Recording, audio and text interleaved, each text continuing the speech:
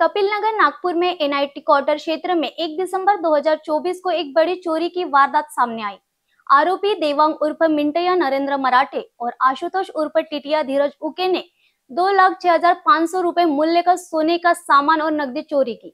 Milli जानकारी के अनुसार चोरी किए गए सामानों में 5 सोने की अंगूठियां 15 ग्राम, एक मंगलसूत्र 10 ग्राम, एक चेन 12 ग्राम, एक मंगलसूत्र 10 ग्राम, 3 जोड़ सोने के कान के टॉप्स 7.5 ग्राम और 5,500 की नगद राशि शामिल है। इन सामानों की कुल कीमत लगभग 2,06,500 रुपये बताई जा रही है। पुलिस ने आरोपियों की पहचान करने के बाद उनकी गिरफ्तारी की। पुलिस ने चोरी किए गए सामान को भी बरामद किया, जिसमें 2 पीली धातु की अंगूठियां, एक मंगलसूत्र, एक पीली धातु की चैन और 3 जोड़ सोने के टॉप्स भी शामिल थे। पुलिस उप निरीक्षक अविनाश संभाराव खटके ने बताया कि चोरी की वारदात की जांच जारी है और आरोपियों के खिलाफ भारतीय दंड संहिता के तहत मामला दर्ज किया है। आरोपियों को पुलिस की हिरासत में ले लिया गया है और आगे की जांच जारी है। दिनांक 1 डिसेंबर रोजी पोलीस ठाणे कपिलनगर येथे चित्तरंजन विद्याधर आणवीकर यांच्या फिर्यादीवरून घरफोडीचा गुन्हा दाखल झाला होता।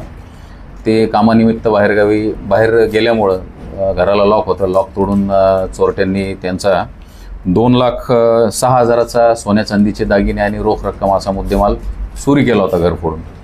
तर सदर गुन्ह्याचा तपास आमचे पोलीस उपनिरीक्षक श्री अविनाश खटके आणि त्यांच्यासोबतचे अंमलदार अरविंद काळवांडे, सूर्यकांत इंगळे, आशिष सातपुते, गणेश सावसाकडे यांनी शोध मोहीम राबवून 3 आरोपींना ताब्यात घेतला आणि त्यांच्याकडून 1,54,000चा सोना चांदीचे दागिन्यांचा मुद्देमाल रिकव्हर केला। यामध्ये 3 आरोपी आहेत। एक देवांग उर्फ मिंट्या मराठे आणि दुसरा आहे आशुतोष धीरज उके। तिसरा आरोपी अजून मिळून आला नाही, त्यामुळे आम्ही त्याचं काय नाव उघड करत नाही। आणि हे आरोपी एक रेकॉर्डवरील आरोपी आहे। याच्यावर घरफोडीचे आधीचे बरेच गुन्हे दाखल आहेत। आता समोर आणखी एका गुन्ह्यामध्ये यांचा सहभाग असल्याची माहिती आम्हाला मिळालेली आहे आणि त्यामध्येही रिकव्हरी होण्याची शक्यता आहे। आम्ही त्यांना अधिक विश्वासात घेऊन त्या माहिती घेऊन दुसरेही गुन्हे उघड करत आहोत। NBCN न्यूज़ के लिए अखिलेश के साथ अभिषेक पानसी की रिपोर्ट।